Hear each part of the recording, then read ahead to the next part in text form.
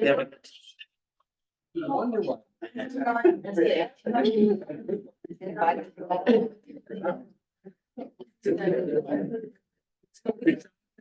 Morning, great Torah. It's still talking. I'll talk to you guys online. You know, you listen to me. We have great Torah. This is officially. Hey, I'm over here. Hi. By the way, you know what? Harley's another thing. This is officially our last official pre-summer Chevrah. Torah continues. Torah doesn't stop at Larchmont Temple. We share in teaching, in guiding, in leading, and facilitating, and so I appreciate that immensely. And it's a perfect portion for the last one, because it's all about B'nai Fetch. So share with me in the blessing. Baruch atah Adonai Melech haolam, mitzvotav, v'tzivanu la'asok b'divrei Torah. Amen. I'm now going to mute everybody online because I can. There we go. And there we go. So, so this is a portion that is so chock full. And if you just took this moment in isolation, you wouldn't quite get it. So I'm just going to give you a bit of a review because I thought about this one. I said, no, I should help people understand. So the portion is really about their wilderness wandering and feeling secure in doing that. This has started already at the beginning of the book with Bamidbar, and then you get, you know, not so. But in Bahalotcha, it starts with preparing the Levites as a workforce to serve the tabernacle, which is in the middle of the people. They have a hierarchy. Then you get an exception to the rule, and as they're wandering, there is somebody who can't observe Passover. By the way, it's the second Passover of all time. So, you know, they didn't have Manischewitz back then. And Moses doesn't know what to do because remember, it's about keeping the people together. And so people say, well, wait a minute, what if you're, you know, unable to do the Passover offering because you're defiled by a corpse? Somebody died. Okay. Moses doesn't know. Moses asks God. God says, all right, you do it a month later. It's all about keeping the people together through practice and purpose. Then you get chapter 10, which is, before that, you get the reiteration that the Mishkan is in the midst of the people. Then you get the Chatzot Shro, the beginning of chapter 10. How do you know how to read the sounds and the signs? You gather for what purpose? Is it war? Is it assembly? What have you? Then, not incidental, Jethro says he's leaving. And Moses says, don't go. You're our guide in the wilderness. Not Miriam, Jethro. And he says, no, I gotta go. You'll be fine. And then you get this strange, unique incident of Moses doing, the ark gets sent out in advance, the Ark of the Covenant, and it's sort of like doing reconnaissance, but guiding the people 3 days in advance. So there's a lot of moments of how do we make it through the wilderness and stay together, right? And then you get chapter 11, which is really the cornerstone of our essence as a people, fetching. But it's not so simple. The koshis are, why all the fetching? Of course, why this, why now? Where does it lead? We know that. Why is God so upset? Why is Moses so upset? And what's his response? And how is it possible to turn the fetching to blessing?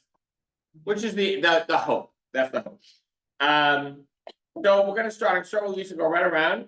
And we'll come back and do a fine-tooth comb of the text after. Lisa, start us off. The people took to complaining bitterly before Adonai. Adonai heard and was incensed. A fire of Adonai broke out against them, ravaging the outskirts of the camp. The people cried out to Moses, Moses prayed to Adonai and the fire died down. That place was named Chevrah because the fire of Adonai had broken out against them. The riffraff in their midst felt a gluttonous craving, and then the Israelites wept and said, if only we had meat to eat. We remember the fish that we used to eat free in Egypt, the cucumbers, the melons, the leeks, the onions, and the garlic. Now our gullets are shriveled. There's nothing at all, nothing but this manna to look to.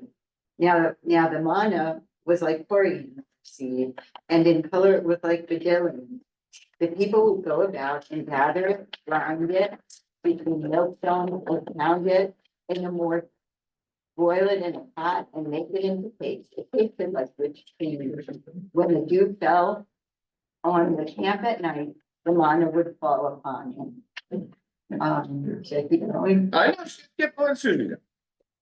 Moses heard the people weeping, every clan apart.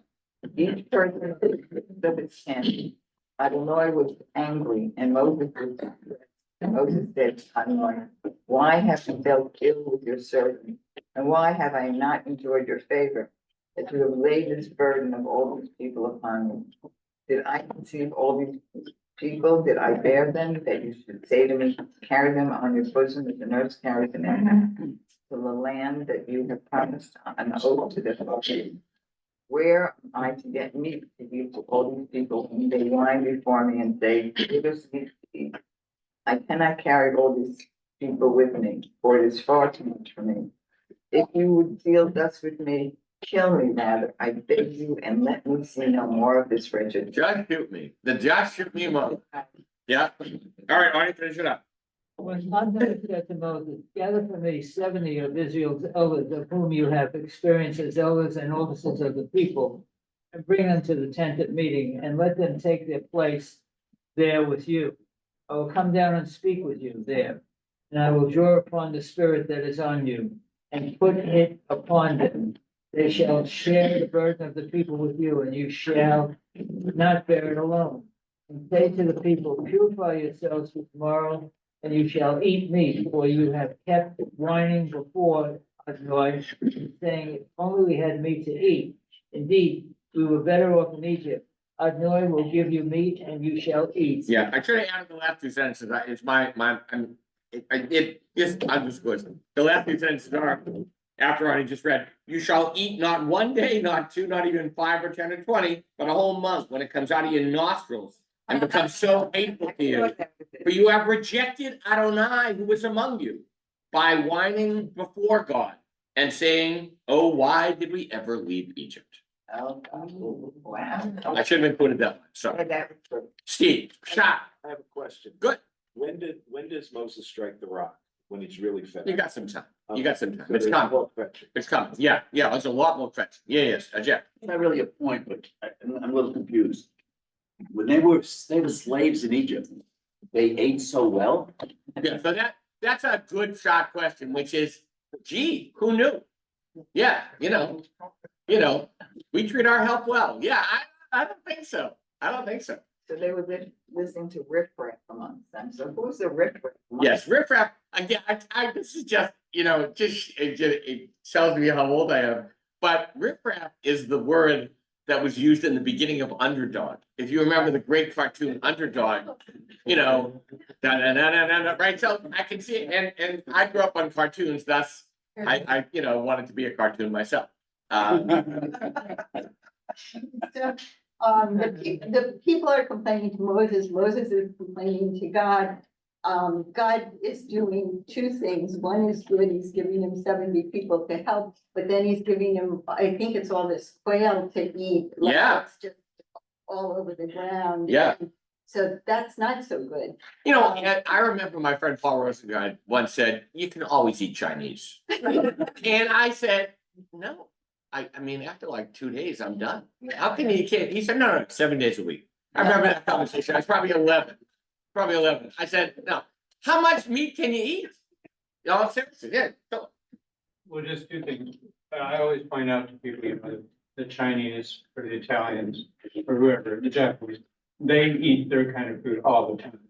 It's okay. You can eat Chinese food, but The Chinese do it. Do you don't think now and then, like, whenever the family is, right, in Chinatown says, let's have dinner. I am sure they do. Okay, Anyway. I can think of it. The thing in this on the most fish on level that I always love is verse 5, where you say, we remember the fish that we used to eat free in Egypt. Yeah.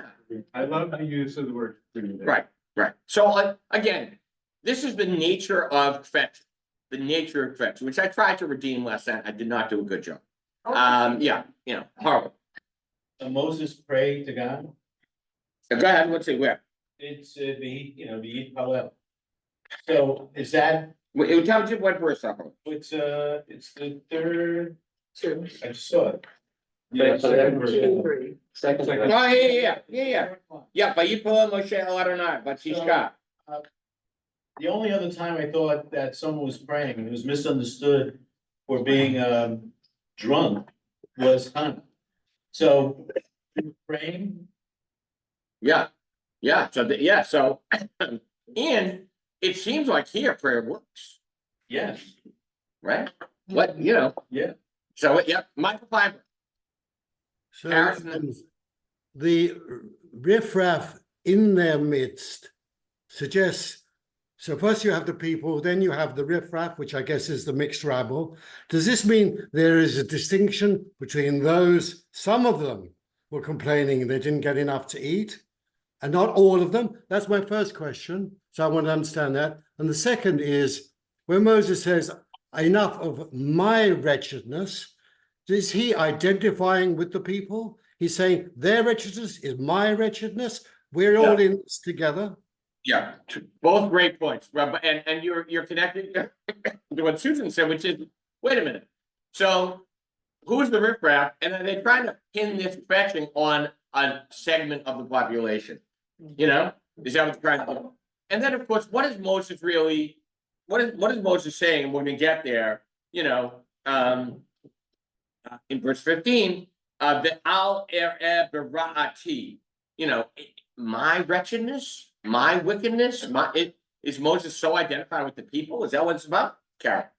So tell me if this is significant or just not. But there's two references to dairy things that manna tastes like cream, and Moses is likening himself to being a nursemaid, followed right away by meat. Yeah. And the dairy meat thing seems to be Yeah. pulling an opposite. I think that's very cool, right? It's significant. You're sitting next to Clarence, who is the mana specialist. He wrote a great piece on mana. I quoted him the week he wasn't here, right? Last year, but I think you anachronistically, yes. Textually, probably not. But I do think that the mana, as opposed to the meat, represent things. So I think you're onto something. Yeah, Jane. I guess I have a question. Yeah. In verse 16 and 17. Yes. It talks about getting the officers together. Yeah. And he says, I will come and speak with you there, and I will draw upon the spirit that is with you and put it upon them. Now, is he speaking to Moses separately, or is he speaking to them all together? Because I don't know what the you means. I mean, it sounds like he's talking to Moses, right? It sounds like he's talking to Moses. So he's talking And this is not new, we remember, right? But he's talking to Moses, and then Moses will speak to the leaders. Is that what's gonna happen? Yeah, it's one candle kindles another without losing its own light, right? So that's what this is about. That's what it seems like it's about. Barbara and then John. I want to follow up on that question about Moses praying to God. Yeah. In the beginning, the first few verses, because it's praying, but then in verse 10, it says Moses said to God. Yeah, let's look at verse 10. Vayishma Moshe Adam, yeah. 11. So it seems like they have a different relationship in the two. In one case, he felt he needed to pray. Yeah. And in one case, they're chit-chatting about, Well, yeah, I mean, it sounds like there's a commiseration going on, right? It sounds like that's what's happening. Maybe prayer in this case was the urgent, right? There was some urgency of, man, I better utter something that's gonna make a difference here, because the fire's breaking out, right? and maybe the people will be destroyed, or, so, It just sounds like there's a different relationship. I mean, when you're praying to something, than when you're just talking. yeah, and clearly, we will get there very shortly, but, but by the time, the people have worn Moses down, it sounds like God is, either a senior in the company that knows Moses well and knows this fakakta people, right? Or at least somebody with whom Moses can confide, right? John? It's striking me, this section begins with a divine action. Yes. Fire. That presumably scares people. Yeah. And then Moses prays and it stops. And it doesn't make any difference. Yeah. It's another example. I mean, we keep talking about, the transformation that occurs. It's like you're back to the beginning. Yeah. They're making up stories that aren't true about how wonderful it was in Egypt. It's not just fetching, it's like a total regression. Yeah, there's something more, Which doesn't make sense. right? The fetching bespeaks something much deeper, right? I know Rash, I hadn't seen it before. So I just wanted to point out, verse 10 is like the universal story of like mankind. Moses heard the people weeping, like everybody's crying. God seems to be very angry, I don't know at what. And Moses seems to be very distressed. So it appears to me as if Moses is the wife, God is the father, and Moses and the children, people. The children of Israel are the children of Israel, playing themselves, yes. Yeah, no, there's a familial connection here. I go with Mike, then Steve, and Arnie. What really strikes me as kind of remarkable is sort of immediate kind of change of heart that God seems to have. I mean, he goes from being angry to solicitous so quickly.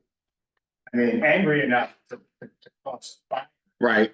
And then, he seems to suddenly become sensitive to Moses' situation. And, and willing to sort of grant what the people have been wanting. Yeah, and you have to wonder, like, is there a lesson in this? Like, usually there's a lesson in this, but what's the lesson?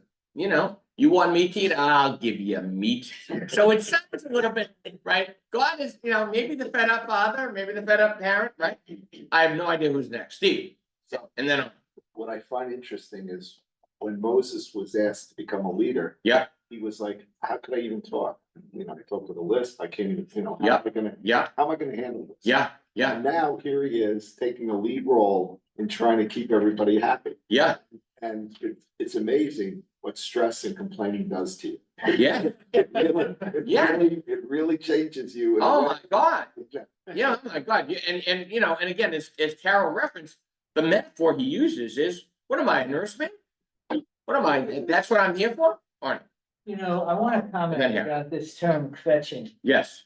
It doesn't have a negative connotation. Yes. Yet at the same time, it's very positive. Okay. Because it indicates that where you are, you're not satisfied, you're not content. Yes. You're looking forward to, how do I make it better? How do I get beyond this negative space into a better space? Now, you can overdo it, of course, but I look at fetching as something that's inherent in the Jewish people in terms of their survival. Yes. Michael, what the heck's his name?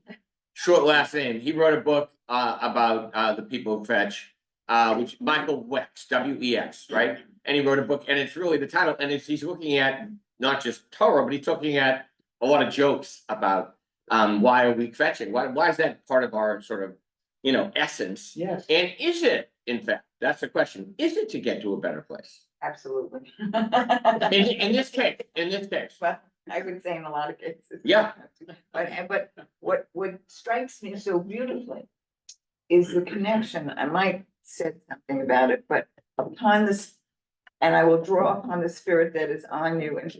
So God is coming down to meet Moses and the people. He is moving because of this wonderful connection he had towards Moses. And now he's spreading it amongst people. Yeah. If we took, first of all, remember Parashat Yitro, right? The Jethro, Exodus, 19, right? This is not new. This is exactly, actually 18 actually. And this is Jethro's advice and exactly what Moses does and God's, this is a reiteration. But if you took out verse 16 and 17, you would go from, I beg of you, let me see no more of my wretchedness. Say to the people, purify yourself tomorrow, and you'll eat meat. For you kept whining before me and saying, if only we had meat. Indeed, we're better. So if you took out that 2 repeated verse, I would say this is not God being solicitous. This is God trying to teach the people a lesson. But I say to not for the people, but to Moses, Yes. to make that, that relationship. Yes. That Moses is not in this alone and that there's a sharing of light. Yes, it's beautiful. Yeah, it is beautiful. So just 2 things. One is the audience for the text. So as you were reading it, what struck me was the redactors felt they didn't have to tell the readers what garlic and onions were. But they did have to tell the readers what monoliths. Yeah. And they analogized it to coriander. Yeah. So by the way, if you say to me, oh, it's like coriander, I'll say, oh, really? Come look in my pantry. Right. Come home with me. Come look in my pantry. But it's as if it's an acknowledgement that the reader here needs to be made familiar with something. So it's an analogy to something that the reader knows. Yeah. But didn't know mana. Yeah. And it's an acknowledgement that there's a reader. It's not just this is a text. Yeah. But there's a reader. Yeah, there's that, what do they call it, a fourth wall? Right, so it's sort of like, oh, and you know what mana is, right? Yeah. Right. So, and sort of as a footnote, why do we assume they didn't have onions and garlic in Egypt? I mean, why do we assume exactly what the conditions of their enslavement was? Yeah. And I'm never sure that we fully know what that meant, but in any event, it's more of an aside. Yeah. The second part is, and it goes a little to what Steve was saying, this view of Moses. So when I look at this, I say Moses is trying to manipulate God by saying this. All right. He's trying to say, give me a little sympathy here. What does he think he's doing? And he's the guy who said, I can't talk. Now, what is he doing? But I'm always struck with the difference between how Moses approaches God and how Abraham approaches God. Yeah. And so this is Moses sort of arguing and manipulating. Yeah. Abraham with the Akedah is accepting the I think, I would even just go what Barbara said, which is, this implies, talking to God the way, it implies a relationship, like a really, like an intimacy of relationship. And I'm not sure if it's Moses manipulating or Moses saying, I'm done. You know what? I shouldn't have said yes in the first place. I'm done. I'm walking. Do we have kids who've ever manipulated us? I don't know about you, but yes. Lloyd. Or even like a heck of a story. Yeah.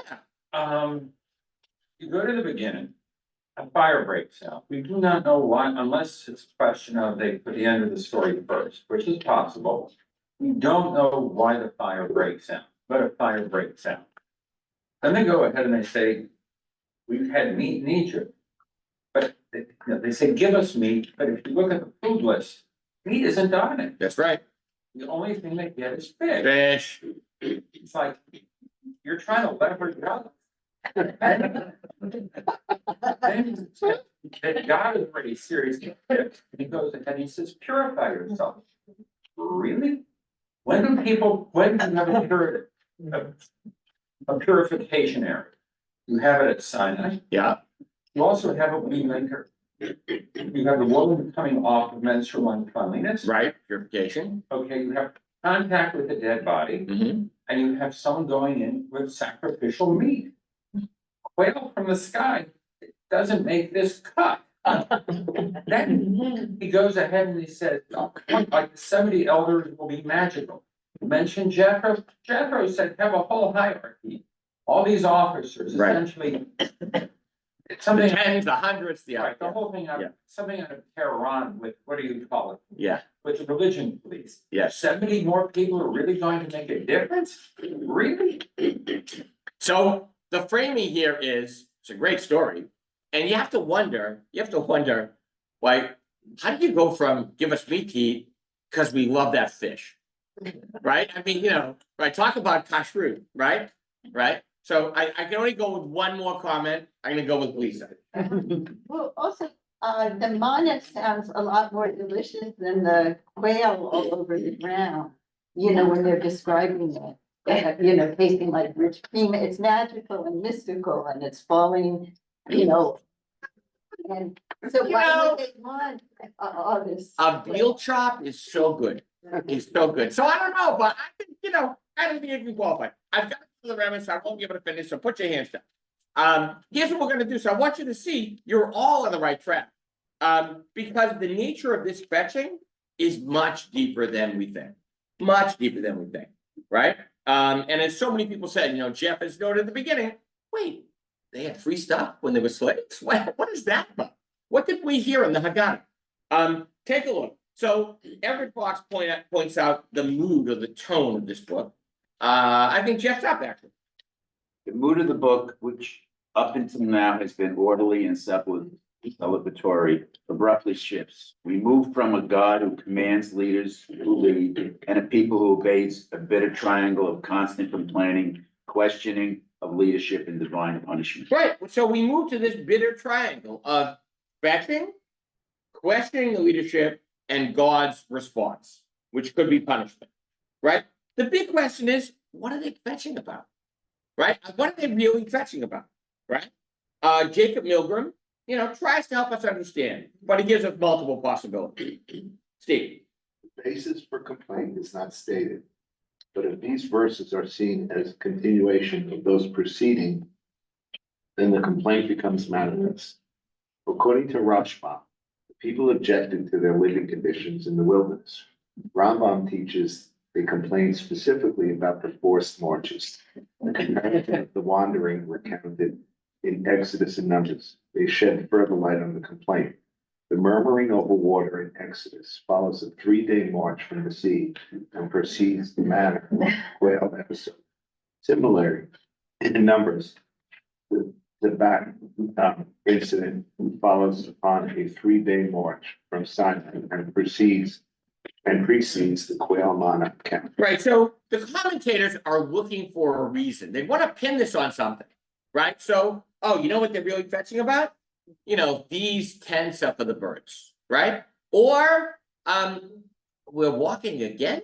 We got to walk again. We just walked 2 days. We're going to walk for another 3 days. Right. So they're fetching about just the general discomfort of life. Jim.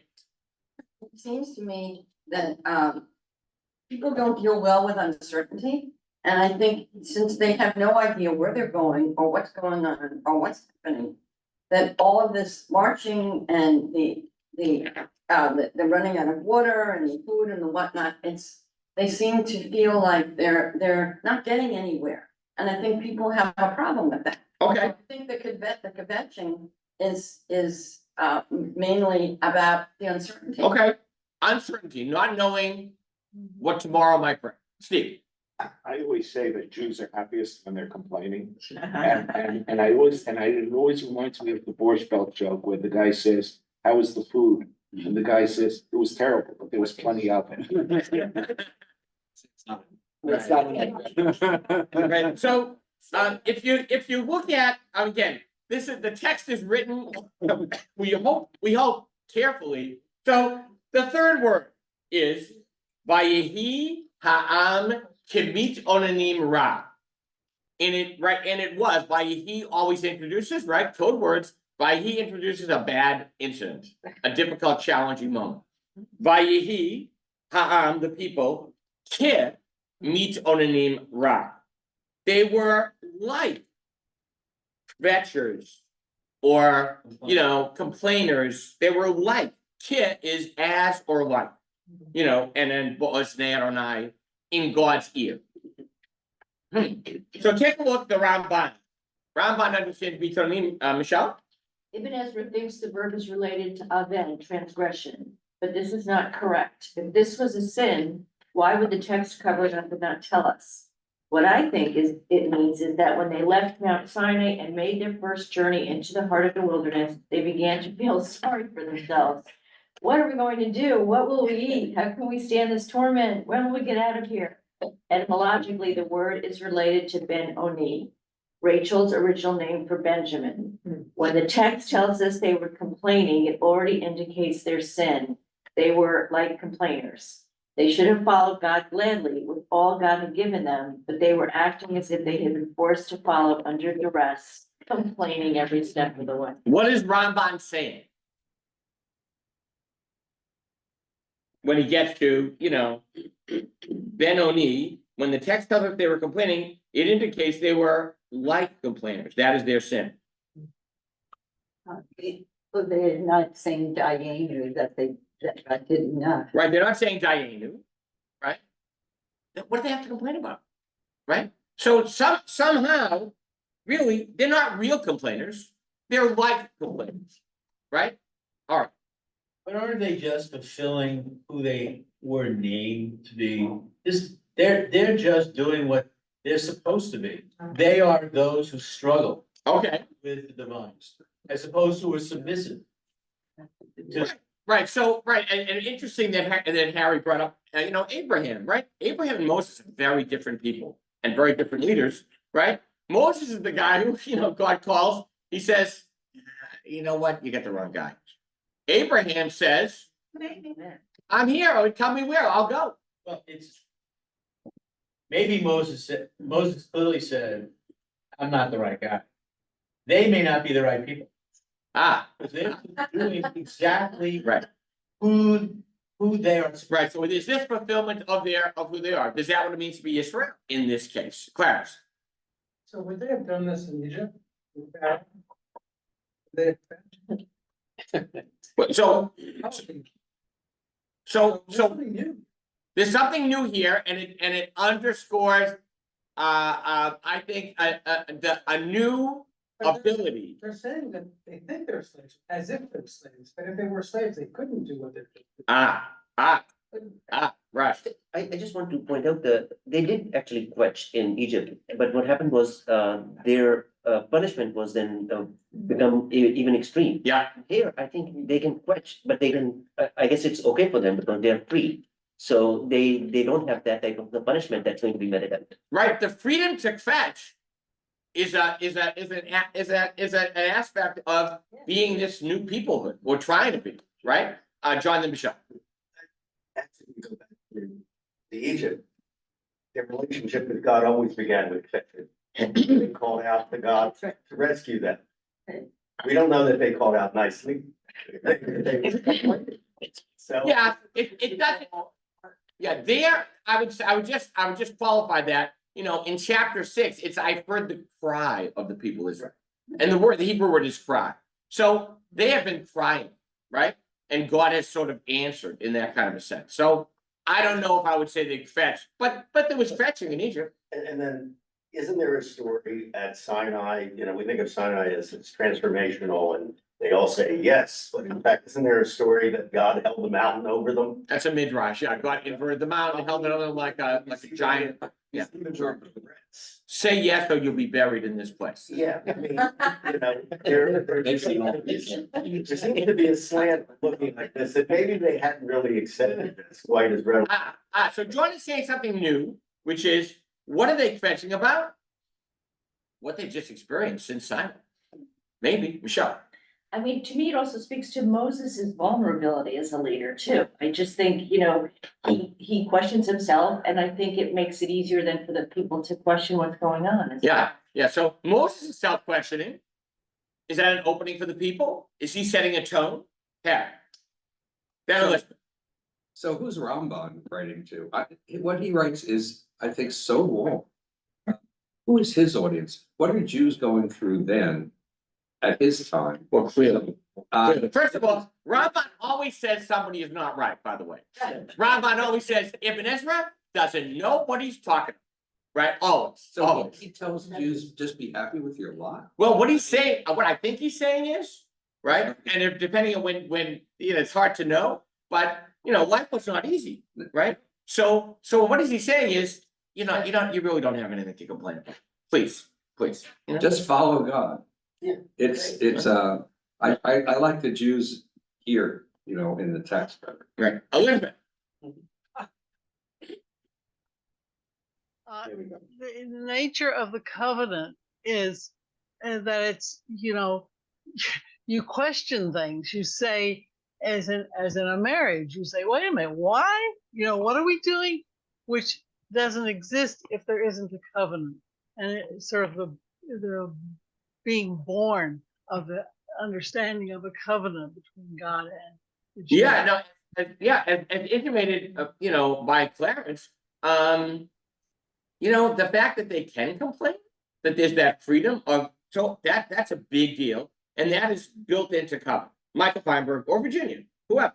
Yeah, well, me. Isn't Ramban simply reflecting Pirkei Avot? Who is rich? He who is content with his lot. That's the one thing. And as for Arnie's comment, that it can be positive to kvetch. What happens to the kvetchers? They get rained on with quail and bumped off, right? That's what happens. So there's not exactly a kind of, oh, it's okay to kvetch, you're going to be okay, because no. I mean, Ramban is saying, look what happens to them. I'll just go what Michael said, and we're going to go to verse 4, because this fetching is not seen in a positive light, because it seems to be either empty fetching or fetching that underscores something more than just the words. Take a look. Elaine, the Spas Emes, and the Hebrew says, the riffraff, great translation, Ta'asapsu, the mixed multitude, in their midst. Kit'avu ta'ava, that's the root of the same word. How would you translate that? They didn't feel a gluttonous craving. Everett Fox, they craved a craving. That's what it says. That is much worse. Go ahead. Indeed, for they had need to eat, as we are told. So what they actually craved was a reason to see themselves as lacking. Right, so they wanted a reason to fetch. They were looking, so the Ramban, I like this one better, I agree. Right, so John, give us this Ramban. They did not feel a craving, but a craved one. But craved one. They didn't feel a craving, but craved one. They actually did not suffer from wanting, for they had as much manna as they wanted and could prepare it to yield many gourmet flavors. Remember what the Midrash says about manna. It's like cream. And what do you need in order for it to taste great? Imagination. Right? John, give us one more. The Ashkaram. This is much worse than one who was overcome by actual needs. They indulged in craving and desire. Right? So there is some aspect here of they desired a desire. They craved a craving. Right? Yes. But it also seems as though they lack imagination. Yeah. Of course they You could imagine exactly what they wanted. Yeah. Have the mind and taste it. Yeah. They lacked the ability to imagine. Right? Direct down. I think they're bored. They're bored, they're gonna complain, and like, they've been eating manna, how many years are they in now, like? Well, they're not in many years, they're on year 2. Yeah, it's pretty, I don't know. and the mind is sort of new. Change, they're craving, because they're just, it's monotonous. Right. Remember Right. we said about Chinese food? Right. The other day? Is it not too? Right, no, but again, it could be. I gotta keep going with this, so now this is just gonna underscore what Lloyd said, but Harold, go, give us the Rashi. We remember the fish we used to eat free of charge in Egypt. This cannot be so. The Egyptians would not give them straw free of charge. Would they give them fish? What then does the scripture mean? Free from any obligation to perform the commandments. Are they bored or are they burdened?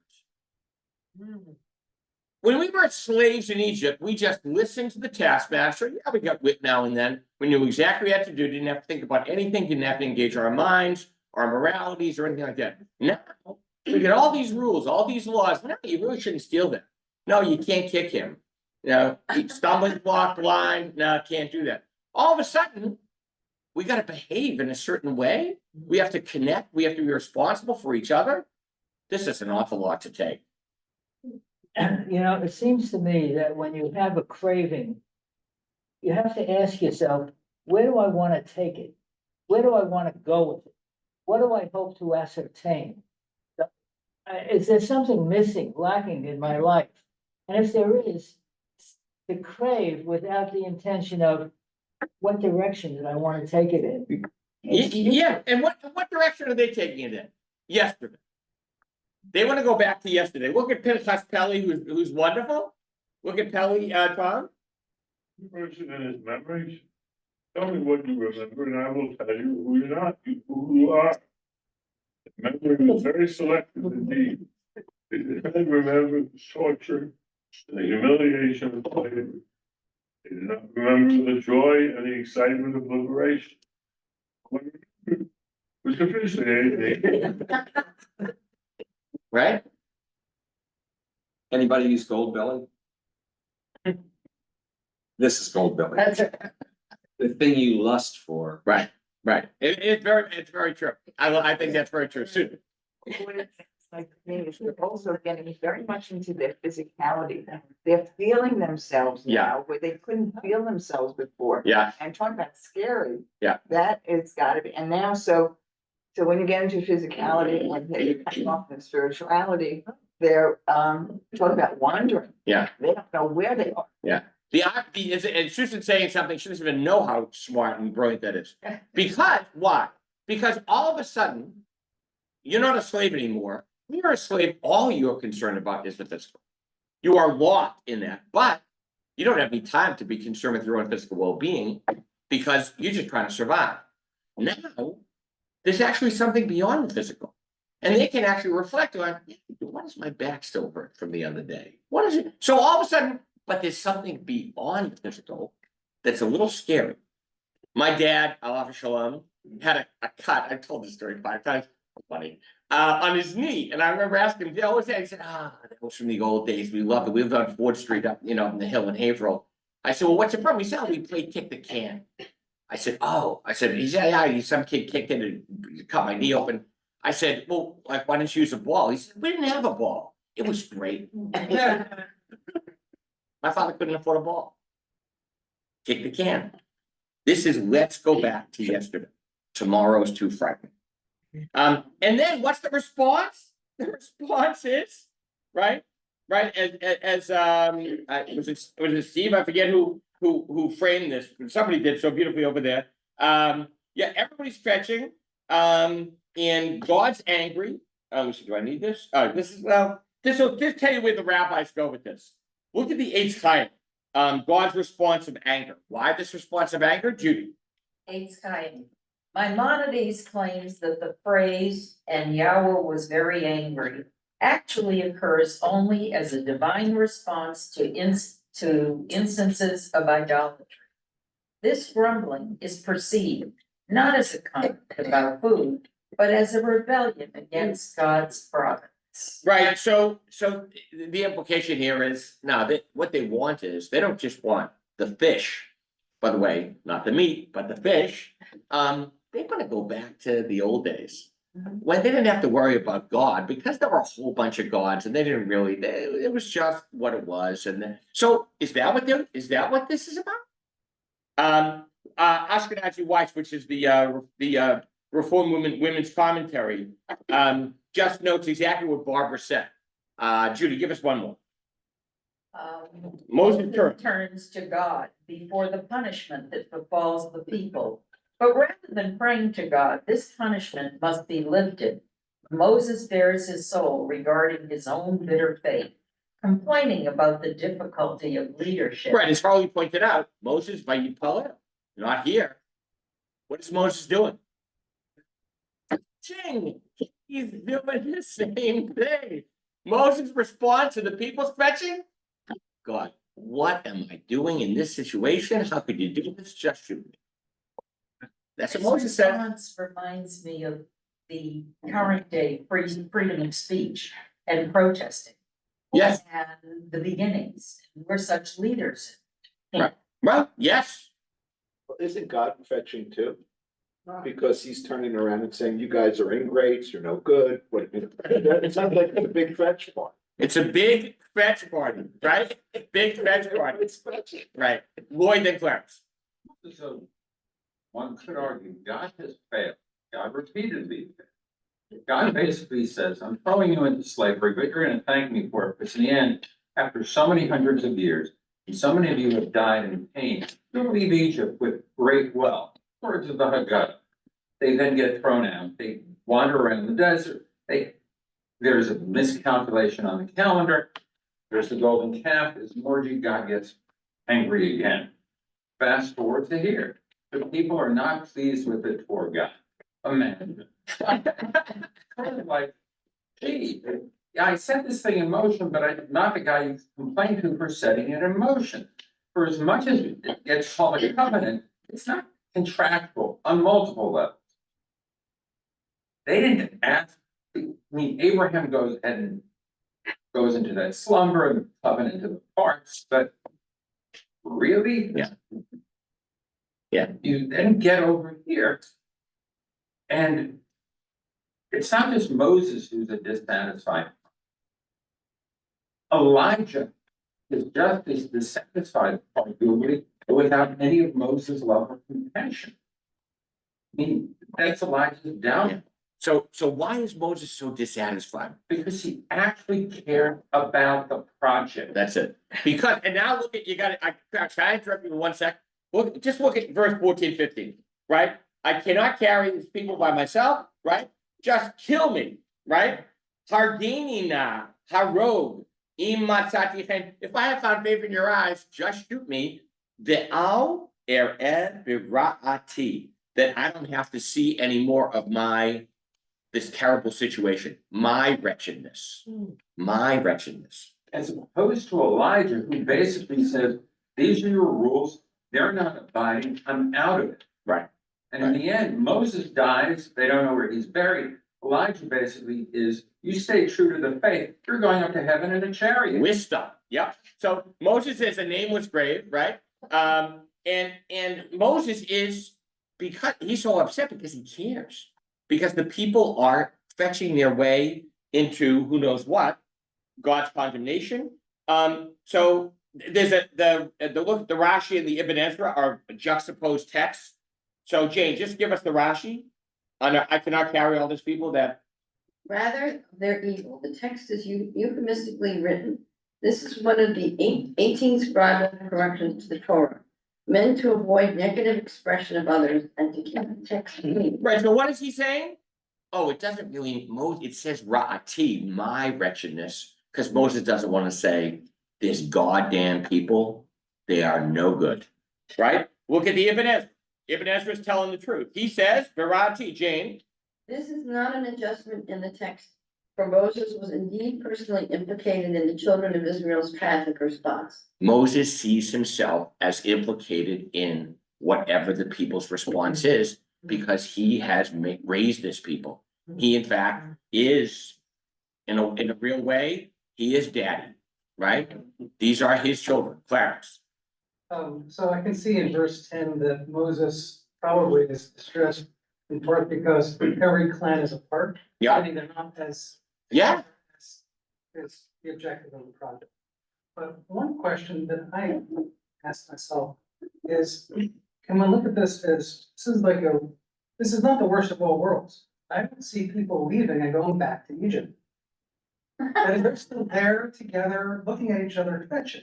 So they're actually, in effect, still trying to make a. Oh, I think you're totally right. But notice what I remember at the beginning when I did the review, what was the goal of all of those things? It was keep the people connected. Right, so keep them.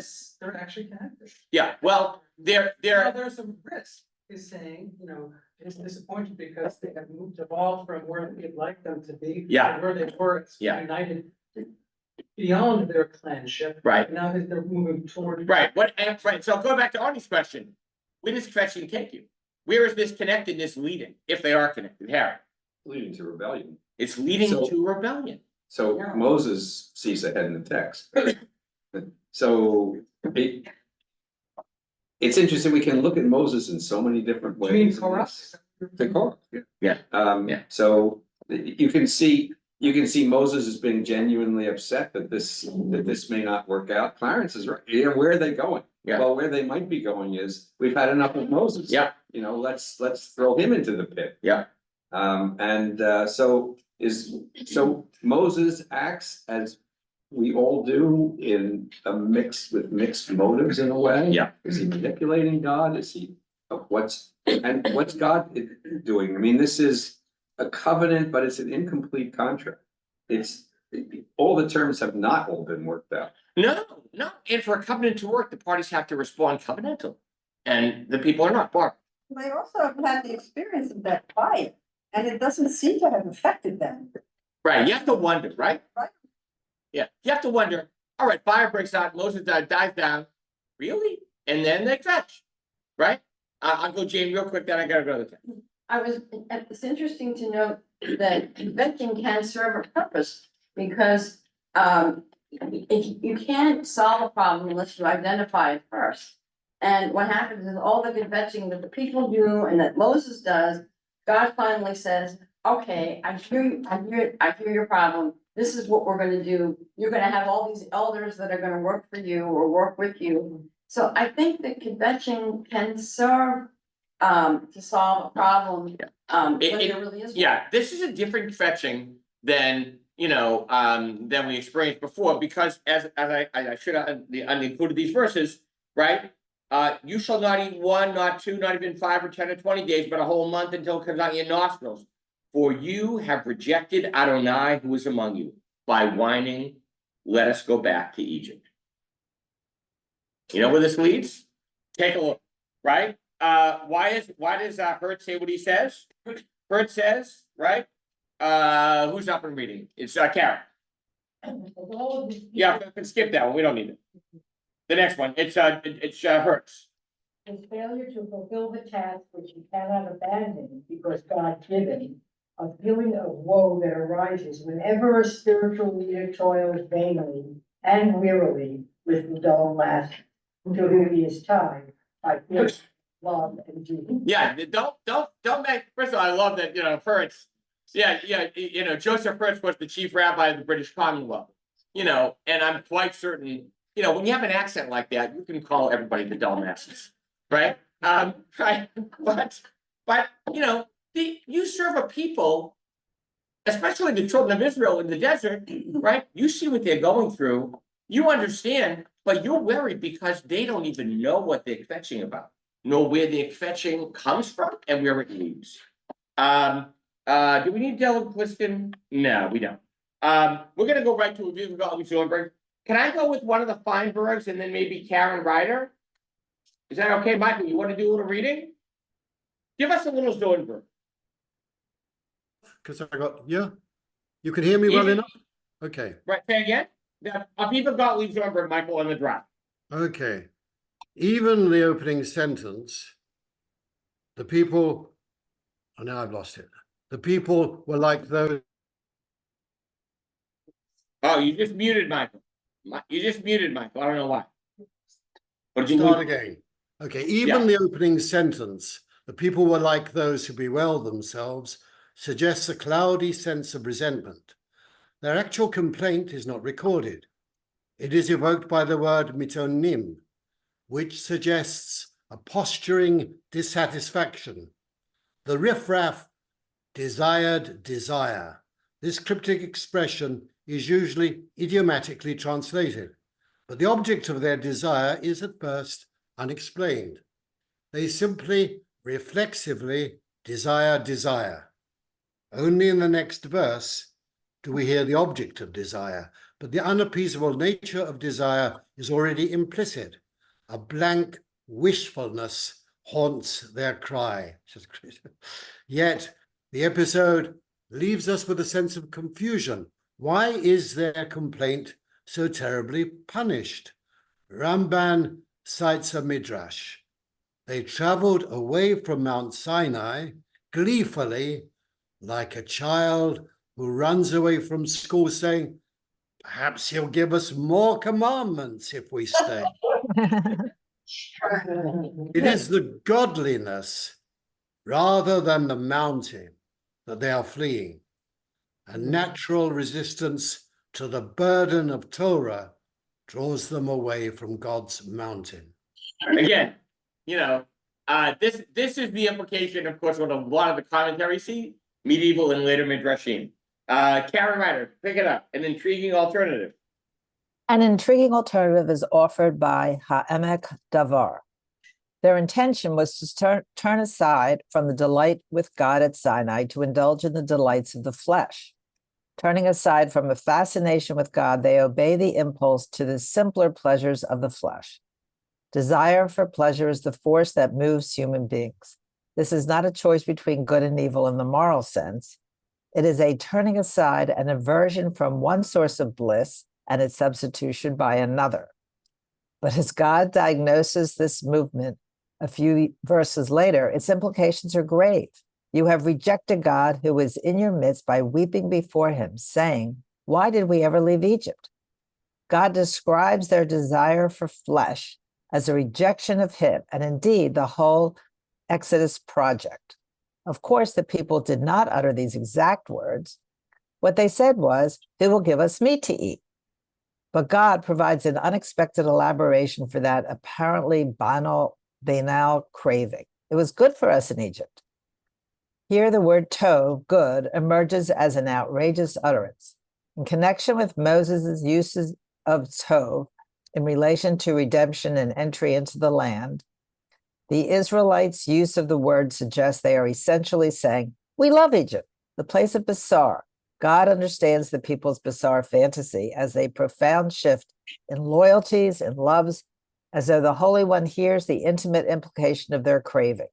Their speech betrays a repressed passion of which they themselves may not be fully aware. For that reason, they adopt a cover story, lust for meat, as though constant sensual gratification will secure them against the agitation of yearning. Yeah. So what are they noting here? What are they feeling here? What are they fleeing here? Yes, God's mountain. Yes, heading back to Egypt, but their speech betrays a repressed passion, right? Right? As if their lust for meat, constant sensual gratification, will secure them against the agitations of yearning. What are the agitations of yearning? I'm flipping Harley's comment on its head. These are not people who are Israelites. To be an Israelite is to, in fact, face the uncertain future and to struggle with it. These are folks who want nothing of the struggle. We just want certainty, security, the physical, what's here. Don't tell us about tomorrow. Don't tell us we're going to have to navigate a very difficult terrain. Don't, right? Shana, can you finish it up? The last. Why did we ever leave Egypt? With these words, they destroy the past. But those who refuse to leave Egypt are fated to die. This remains true even after the historical fact of the Exodus. If, as Ha'emek Davar opaquely suggests, this complaining amounts to a flight from the oneg of being with God, more disturbing questions arise. Revelation is met with anxiety. Israel's flight will be continuously reenacted throughout the wilderness journey as they try to dislodge God who is in their midst. But Sinai is now inescapable. Its impact is already lodged deep within them. I could have gone on, but that was enough. That was enough, right? Right? I see Harry in two places, right? Harry, then Steve, then Art. Can I speak twice then? No.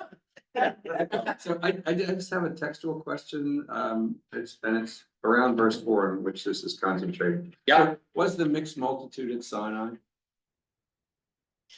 Yeah, they have to be because it says they went out as an Erev Ra, and that's chapter 12. So because the verse starts with, this was started by the mixed multitude among them, and then picked up by, so in verse 4, mixed multitude that was among them. And Hertz translates it as fell a lusting. So another aspect of it. Yeah. And the children of Israel also wept on their part. So this is not Bnei Yisrael starting it.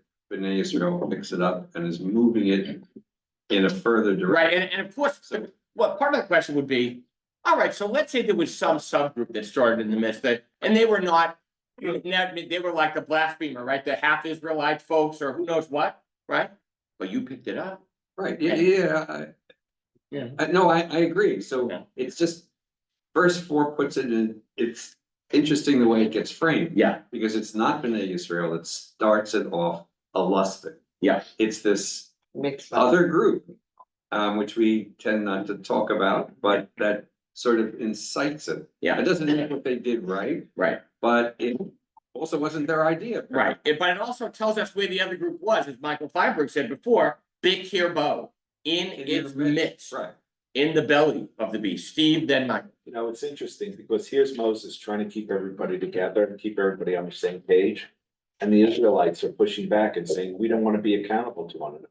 Because we liked it just when we had to wake up, do our thing, and go back to bed. Yeah. Now Torah presents itself and saying, you as a community have to be accountable to each other. In order to go forward. Yeah. It's not a simple task. You gotta figure it out. Yeah, I think, right, as was said before, the freedom to fetch is a big deal. When they were counting the food they were getting in Egypt, I think it wasn't so much the food, but they were saying it was so simple then. Our covenant with Pharaoh, God, was that we work and he feeds us. We work, now all of a sudden, they were animals, they were slaves, we probably felt like they're animals. Now they're supposed to be acting like human beings. Yeah. Where they think of others, they think of behavior, their behavior has to change. It was so simple then. Yeah, right, my daughter's dog eats twice a day. That's it. That's what happens, right? So this is a very different covenant. I guess I'm caught up with the desire for desire. I find that really compelling. And I think maybe that's the core of it, that they're looking for something else. And to me, it sounds like they still need the golden calf. They still need something tangible. Desire for desire. God is asking them to have this relationship with something you can't see or touch or deal with, and take that as their authority, all these rules. And the desire for desire, they don't know quite what it is, but maybe something more tangible like meat. So that's what I think is the end of the book. Right, meat isn't really meat, it was fish, right? Right, right, I mean, Zollenberg says, right, what does she call it? She calls it, Michael read it, right? A blank wishfulness haunts their cry. Yeah. Right? We really want something, right? So you can say it in the English, the word reflect. Yeah, ha'astafsu. Yeah, that's a different word. Yes. Because of the sibling are so. Yeah. They gather these people. Right. This way. Right. They brought them into them. It's not just, Right. Ha'astafsu asher b'kirbo. So is that, right? The mixed multitude who are now part of it, right? So they brought him close, right? Right? On. So. And then Philip, then Lisa. Is the fate of a Jew to be in a state of perpetual uncertainty, to always be uncertain as to where you are, where you're going, and there's no end point? Because you don't know, even though you're fetching, where the goal is. Well, so I mean, in a big sense, yes and no, right? So think about it, right? Yes, right? Because how are we gonna redeem the world? I don't know. I mean, we're gonna get there. But the truth is, no, these people actually had a pathway. They had right? Moses was painting a pathway. He was teaching them the pathway. The pathway was this whole set of structures that enabled them to live, right? Right, Steve said it beautifully, to take responsibility for each other. That's a big deal. So. I'm struck a little bit about, like, I feel there's a justification for the complaint. I think we're kind of throwing the suffering Israelites under the bus, if there were buses. The ground was fertile. The only reason that the complaining of the riffraff could make an impact is because what they were going through was intense. If you ask me to walk 3 hours, I will complain. If you ask me to walk 3 days, I will fall over. I won't be able to do it. So that the ground is fertile. It's like how we are in this country right now. There's the riffraff amongst us who are complaining, but the ground is fertile. There are things to complain about. And the thing about the covenant, right? We didn't make a covenant to wander around in the desert pointlessly for 40 years. We wanted to go to the promised land. Yeah, so there is a direction, there is a place, there is a promise. There are reasons to complain, there's always reasons to complain. The question is, will we use that as the foundation for defining why we're here, right? And giving us a directional sense of where we're going. This may be going in the wrong direction, but I'm sort of seeing the complaining as a closeness, like when my daughters, I would be the constant, one who would be getting all the complaints from them, and then people would rationalize it to me that because they feel close to you, that's why they're doing it. Yeah, well, I mean, I do think, I don't think it's, I would say, I don't think it's a closeness, I think it's a familiarity. And it's an aspect of, of their freedom. The challenge is, what they're saying is, take us back to Egypt, right? The people of Israel, by the way, right? Exodus 14, right? The chariots are coming. They say to Moses, what, did you take us out here to die in the desert? We could have stayed in Egypt. This is not new. This is not new for the people. Right? Michael Feinberg. Maybe this is a bit of a red herring, but I do think this raises a really interesting question. The question is whether the ancient Hebrews were a people before Sinai or only after Sinai. Because here we have this distinction between the mixed multitude and the people. And the reason this is important is I believe the modern Orthodox, when they have to judge between the importance of mitzvot and the importance of duty to the community, they raise this point. We were a people before Sinai. Were we? I don't think we're people yet, and this is way after Sinai. I think we're struggling. John. All right, okay. About the desire, and I wonder whether it applies more to God. And this, when you look at this in a different way, the greatest catcher, in a sense, in this story may be the divine. I mean, he brought people out to be grateful and to worship him in the desert, and they're not doing it. Yeah. There's a lot of fetching on both sides. Yeah. I think God is dissatisfied. I do not think God is fetching. Fetching is aimless, words of, like my story last night about the dog Irving who could talk. That I started, with the joke that my friend Carol Goper sent me, right? Right? And, the fetching, general fetching is, it's belly aching. I'm taking it to include frustration expression. Yeah, well, where does it lead is the question. Jane. I was thinking about, and listening to all the conversation, nostalgia is a very selective thing. Because people always, no matter how much you got, you look back and you say, oh, I wish, I remember that, I wish I had that now. And the grass is always greener on the other side of the fence. Everybody always thinks that what somebody else has is better than what they've got, or things were better. So I think a lot of the convention, when Lane was talking about the desire for desire, I think a lot of it is, well, yes, I have all these things, but what Joe has is better than what I've got. Yes, but I don't disagree with you. And I'm going to read something that I wrote a long time ago that underscores that. But realize what this is about. The people of Israel, with the riffraff in their midst that they brought in or gathered in, their fetching is a disconnect with a potential future. It is a rejection of this new, amorphous, overarching deity, that they can't touch or see, right? A life of the spirit, and they are looking to have a life of the flesh. They want to go back home to where they were, which isn't really home, right? Mm-hmm. Right? I'm going to read you this one because I want to get this out. This is me. I was brilliant as a young rabbi. I'll tell you right now.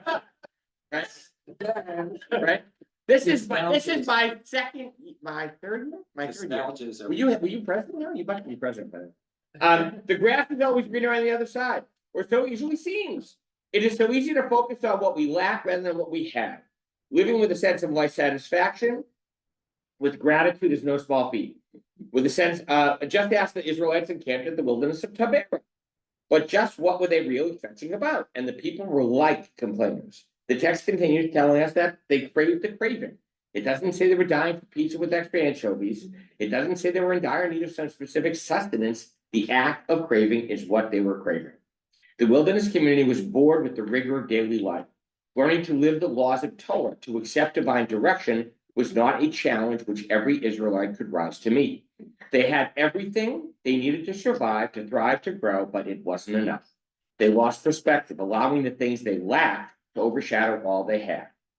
I remember growing up every Saturday night, we got downstairs to eat milkshake at Bubby and Sullivan's. Carol, milkshake. The meal, delicious as always, would go along per usual. Bagels and cream cheese, herring, matches, my favorite, lox and kugel, and then Bubby would put out fresh strawberries and sour cream, not sweet cream. And at that moment, she'd reach inside the pocket of her house coat, take out her reading glasses, and put them on. Then she'd settle into the bowl of strawberries and sour cream. It wasn't until a few years ago that I asked Bubby about the ritual of putting on spectacles. Mama, I put on glasses to make the strawberries look even better. They taste even more delicious that way. In our own lives, the daily routine often wears us down, causing us to put on the spectacles that enlarge the things we lack. We remember the good old days when life was plentiful, times were prosperous, even if they weren't. We forget the humiliations, the struggles, the hurt that life in the present demands. We open our eyes to the countless blessings before us, blessings we tend to miss. Like the Israelites who lost sight of the greatest blessing, the chance to be a free people, to live guided by God's presence, to choose daily how they could help make the world more holy. Though far from that wilderness, their vision remains before us. We can trek like the riffraff, or we can learn to see all that we have, living with hope of all that might yet be. We have everything we already need, not merely to exist, but to grow into a people of covenant, partners with the Holy One. Well, maybe not everything, but then again, who's complaining? So I would say to you that the Israelites and what they were doing leads to a direction that could be disastrous, could be rebellious, could be, right? So all kinds of, right? So I think Moses' concern is well-founded. I think that the Israelites' fetching would be well-founded if they didn't have stuff to eat and to sustain them. And remember, during the wilderness wandering, the soles in their feet never wore out. The soles on their shoes, I should say. Why? The Midrash says, because they never got tired. Lord.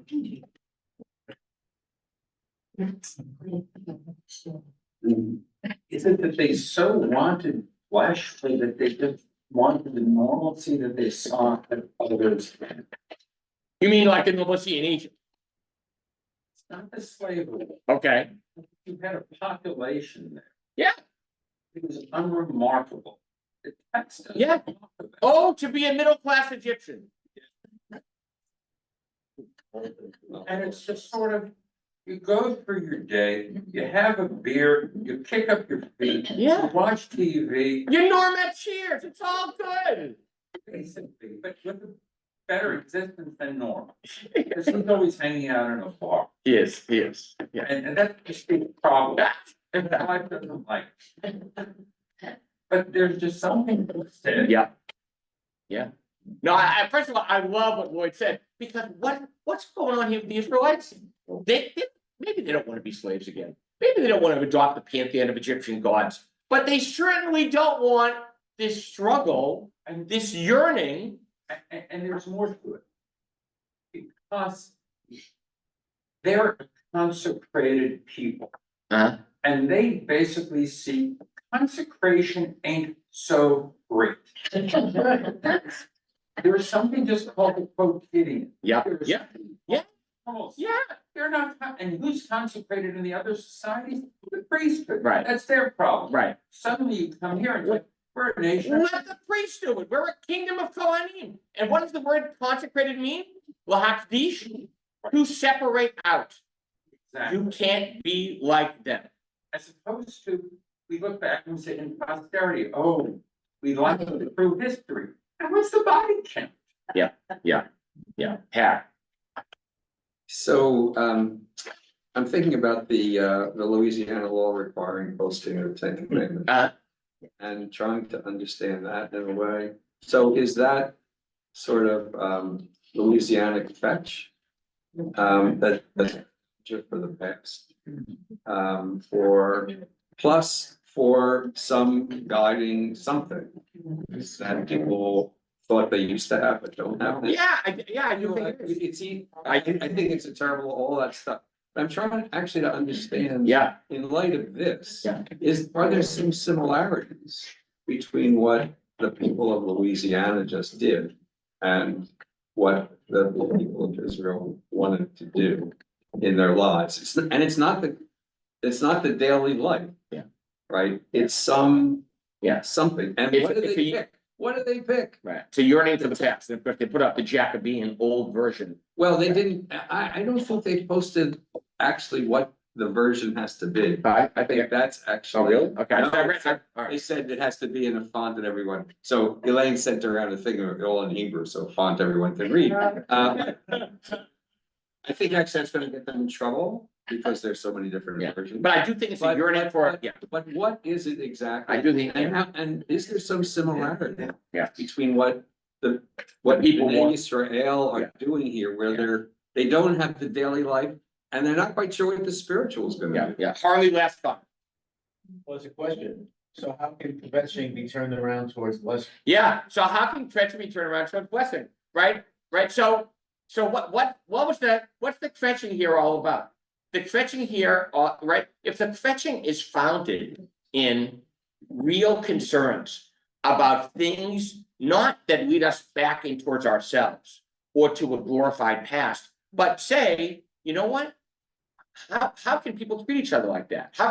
If the kvetching is future directed, if the kvetching calls back on us, right? And this is what you were implying, Arnie, at the beginning. If the kvetching calls back on us and says, listen to yourself, hear what you're saying, right? The kvetching reached God's ears. Did the people hear it? We're very far from that, though. Right? Well, yeah, but I think you're allowed to kvetch. I kvetch about the world all the time. Harry just did, right? But Harry's kvetching is, how can we make it better? How can we take what's here? Let's critique it. Let's complain about it. Let's share it. And then how can we work to make it more humane, holy, to go to Lloyd's, right? We're a kingdom of priests, right?